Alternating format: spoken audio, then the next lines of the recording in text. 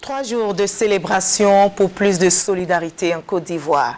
Cette journée de solidarité a été célébrée les 5, 6 et 7 novembre dernier. Le ministère de la Solidarité, de la Famille, de la Femme et de l'Enfant a mis l'accent cette année sur la question des victimes. Christelle Menant, Laetitia Manglé.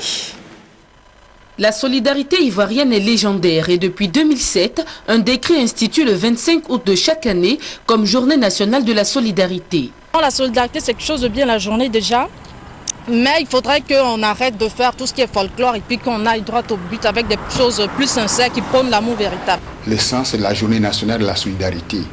On s'arrête pendant quelques jours pour penser à toutes ces personnes-là qui souffrent, qui ont souffert de la guerre, qui ont souffert de la crise. L'édition 2013 de la Journée nationale de la solidarité a été célébrée du 5 au 7 novembre dernier.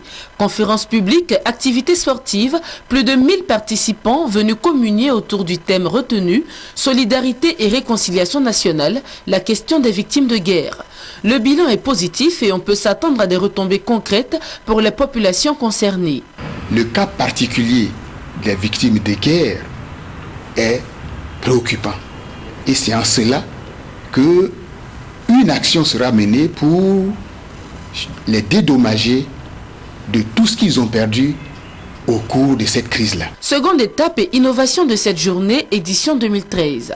Le Salon national de la solidarité Agir Expo qui se déroulera à la Caisse Table au Plateau du 11 au 13 novembre prochain. Ce salon permettra au ministère d'offrir à ses partenaires-là un cadre pour présenter au grand public et à la communauté aussi bien nationale qu'internationale leurs activités en matière de solidarité et de cohésion sociale.